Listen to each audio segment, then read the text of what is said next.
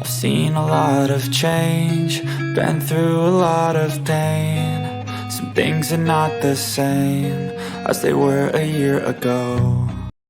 So 17 years in, oh my goodness, I'm sure that feels like a lifetime ago when you first opened the doors and you just sort of hit the ground running when I sort of opened a practice similarly that way. I don't recommend it. But it is trial by fire, but some of the best lessons come that way. But the focus of your practice has shifted quite a bit over the years. So tell us a little bit about where it started and what you went through, and maybe even the clients that you've served. How has your practice sort of evolved over the years after 17 years of learning as you go? Sure. Well, having both of the licenses as a professional counselor and a marriage and family therapist, when I came in the field, I was really doing a lot of different types of counseling. So I was working with couples and seeing them as families and working with individuals, whether they were teens or children or adults. And one of the things that I did not have education really or supervision or experience in is one of the things that I was led to do pretty quickly as soon as I started in the other practice, and it was play therapy. And so as I started working with children, that first session was trying to figure out I was different than babysitting because that's the only real experience I had to that point. And realizing, play therapy is its own realm. And so for the first decade, I would say, of owning one, it was very similar, of offering lots of different types of counseling and having people with me within the first few months. I had my first employee who was an intern at the time. And so whatever they specialized in, and then whatever I was doing, joining that together, and that's what we offered. But there was a point in time when I was realizing I was needing to pour some continuing education into something that I wanted that was more meaningful or something more longer lasting as a certification. And at that time, didn't really have mentors in the field that were helping guide that. And play therapy was really the answer. I had done a lot of degrees and different things, but I did not have the foundation of play. I had done play for many years and had a lot of children that I worked with, but just that foundation from school. And so I decided to pursue that and never really realized as I did, as you pursue something, you start to attract other people, who are pursuing that same thing too, either through trainings or they hear about you or whatever it might be. And so as I pursued play therapy, there was someone else with us at the same time that pursued it, all the way to where we are now, where we have 10. I think there's 10 plus play therapists that we have. So it started as just me, and then maybe me and one other, and a few others, continued to evolve. So I really look at training and learning more from the standpoint of who do I want to attract and what are we deficit in. For the other reason is I can't help hold them accountable for how it could be used most effectively within us if I don't know what they're offering. And so the same thing happened with EMDR. As I pursued that, some others had, and then I did, and now there have been many more that have become trained in that within the practice, almost as many as play therapy, same type thing. So it's just been growth and development, for all of us. But I would say the play therapy was what initially started growing and developing and evolving. We were already working with couples and families. And then on top of that, just recognizing all of us have life experiences and experience trauma at some point in time. And so we started looking at modalities and other techniques that would be more useful than just talk, therapy, no matter what theory is being used, as we would talk about in the counseling room. And so was looking for other options and avenues. So I think all of those, really led us to where we are now. And a goal really being with each expansion that we've done, the most recent one being a year and a half ago, is to meet the needs of the whole family. So a child can come in and have a counselor, their sibling can come in and have a counselor, the parents can come in and have a different counselor. So everyone can have their own counselor, someone that they feel like is for them, and it doesn't get confusing who the counselor is supporting. And so every member can have someone. So being able to have 16 counselors, or 14 plus 15, however many we're at, that week, whatever day and time it is that it allows for us to meet the needs of the whole system and not just seeing a child and hoping if we send them back into their family that everything will change, because we know that it won't. Yes. And so the more people that we can support in the system, the more change that can happen, the more healing that can happen, and the more health for everyone overall. So all of my degrees were family systems degrees, and it just gave me a much broader understanding than just sitting with one client, because that client has probably 5 other people in their lives, whether family members, friends, or others, that could speak into their life, but I never get to talk to those people. I don't know what their experience of being with that person is.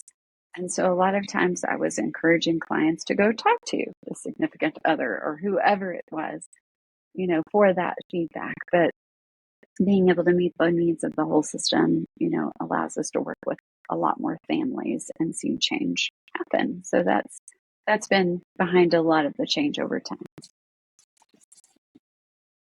Well, I think that makes it incredibly helpful. A lot of times, clients, I know from just my experience, they don't always understand the importance of who is, quote, the identified client. When you go to therapy, Mm-hmm. there's usually, even if you go to therapy as a family, there's usually going to be one person who's that identified client. Is it the parent? Is it the child? So having someone who the parents can go to, or even the couples, because you said you also treat couples there still, Mm-hmm. for the entire Absolutely. family. A couples therapist could be there for the marriage. An individual counselor can be there for mom. An individual counselor can be there for dad. A play therapist can be there for the child. And then they can also see a family therapist. You're covering all the bases so that if there's more than one person in the family, or even if it's just what I call a triangle family like mine, they wouldn't have to drive all over the place to 3 or 4 different Mm-hmm. areas to get those needs met. Mm-hmm. Yeah, and just know that the counselors internally are wanting the best for each of them, and so Yes. we're able to have conversations. Whereas if you're going to 3 different places, there's never going to be conversation. So again, it's all just that one person's perspective, whether it's a 5-year-old or whether it's 15-year-old or a 50-year-old. As we Mm-hmm. all come in with our expectations and perspectives, and so it's good when we can merge those together, even as a staff, to be a help. So, yeah, absolutely. Yes, it helps as for continuity of care from that I've experienced even as a therapist, but now as a parent, if you've just trying to get a different physical therapist to speak to my child's occupational therapist, sometimes they don't want to do that. So if they're all in-house, for lack of a better way of putting it, that really helps with not having to worry about, oh, I did sign that release, but now they didn't give quite as much information, but I don't want them to give this much information. It just, Mm-hmm. it takes such a burden off the parent. Mm-hmm. To eliminate Taking that some of first, the yes, hurdles. yes, taking that first step to reach out and get the help that is needed is usually the biggest hurdle to begin with. So if you can get them past that step, and then Mm-hmm. they're going to communicate well and make it as easy as possible on the person who's already struggling. That's why they're at your door to begin with. Mm-hmm. That is what makes it flow so beautifully. I think that's Mm-hmm. one of the most beautiful components that you've built into your practice, but especially with the evolution of it to where it is now, you are a wraparound full service to meet Mm-hmm. the client where they are. You mentioned 2 terms earlier that I think it's really important for us to clarify for audiences as well, so they can understand the power of these techniques. Sometimes with technical jargon, things can sound like, oh, well, that's alphabet soup. And I don't really, or when my husband's speaking about engineering, I'm like, you have an acronym for everything. And that makes no Mm-hmm. sense to me. But you Absolutely. mentioned 2 key components that I think is really important. I can attest to the power of both of them, but I think it's important for them to hear about them from you. And that is play therapy. What is play therapy exactly? It is not just babysitting. And then what is EMDR? Mm-hmm. With play therapy, children's natural language is play. I mean, they're playing everywhere they go. They can make toys out of anything. They'll play with a Yes. pencil, they'll play with toys, they'll play with phone. It's constantly a world of learning and growth and curiosity and play. And so play, as we use play therapy, it's not having a child sit on a couch and talk to us for 50 minutes or however long that session time is, Mm-hmm. because that's not their natural language, and they don't even have conscious words, to put together to explain what's going on in their lives. But with play, we can see the emotions and the struggles, as well as get the input from parents to know the different life transitions or things that maybe changes that may be going on for the child personally. And by weaving that together, play therapy is really giving a voice, to a child and what is going on for them internally. So whatever emotions I see them play when they are playing with an army soldier or with, a puppet that they have and acting out, a bedtime or acting out a friendship struggle or whatever it might be, it is giving voice to what's going on for them and their perspective. So by being able to give voice through play therapy as a counselor, we're able to state some of those emotions out loud and help parents know how to implement some of those tools and techniques at home, to build their own relationship with their child. It allows them to feel heard and understood, that a way an adult would by having a conversation is how a child can and play by being fully seen, fully heard, and by voice being given to those emotions that are there. For EMDR, it's eye movement desensitization reprocessing, which is a really long word. And it really is confusing, I would say, at this point in time, because the reality is it's just something that's used for trauma, and it's following, an understanding that we all go through life experiences, and some of those can be more traumatic, and those memories can get stuck. And so they are just ingrained and they loop, and whatever belief I had about myself in that situation. So usually there's some kind of negative belief or I statement, like I'm stupid or I'm dumb or I should, I'm too weak, I can't protect myself, whatever it is. And so it's looking at what was the situation that happened. What is that negative belief that was tied in with it? And there's usually emotions that will go along with those, circumstances as well. So we're looking at emotions and sensations and beliefs and the event and seeing, can we help to slow things down, which can sound scary, but in a way to slow it down enough so that it can get reprocessed. Some EMDR with an adult may be actual eye movements. It could also be that you're using equipment, which is I'm holding, tactile going on at the same time. Maybe so there's these pulsers that you hold and they just pulse.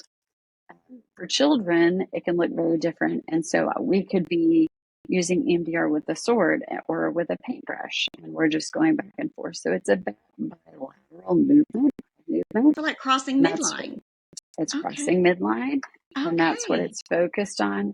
So whatever age you're using it with, you may be using it in very different ways, because in the playroom, it can be wide open. It can be light up drumsticks that are even, bilateral. So that's not even crossing a midline as much as it's using both sides of the brain. So however we're using it, is giving the opportunity to see if we can reprocess whatever that image is and that circumstance, that traumatic memory is that got stuck. What would we want that ending to be? How can it morph and how can it change? What would we have needed at that point in time for it to be different? So just like a storyline, it can get to a different ending. It's not that it's forgotten, because the story is never forgotten, but maybe it's not a brokenness, that is you're not able to overcome. So when you're utilizing equipment or eye movement or in play or all the things it's described, you're on a train and you're watching things pass by. And so at certain points in time, it's like, just notice there's a tree, there's a house, like, oh, I see some farmland. We're seeing images pass by, and that is like the traumatic memory and moments that were with it is letting them pass by. You don't sit in it and talk about it for hours on end with lots of grief and turmoil, but nothing changes, because I have the same feelings when I walk out that I had when I walked in, but allowing for some reprocessing. But it looks different for each person depending on the age, issue, all the things that they're coming in. But that's a very brief description is to help things become unstuck. So it sounds like both of those could actually be used, the play therapy or the EMDR, for trauma-informed care, as you had mentioned. Absolutely. So we combine them, often. So So it just depends on the needs and the training, of each counselor who's with them and what they have to offer. But it is something that can really be helpful because, as we know with children, they're not getting choices and a lot happens to them. And so how do we help to bring some more sense of having, courage, power, and ability to overcome, and not just life has to happen to me. I hear so many benefits in those services, from empowerment, control, locus of control, which is, yes, I can do this. I can feel empowered through this, and the world doesn't have to happen to me. I not control what happens to me, but I can control what I do with it and how I respond to it. Mm-hmm. So many beautiful techniques that I could see, that I've actually seen my son benefit from, and I can see this very beneficial for a service that your practice is offering.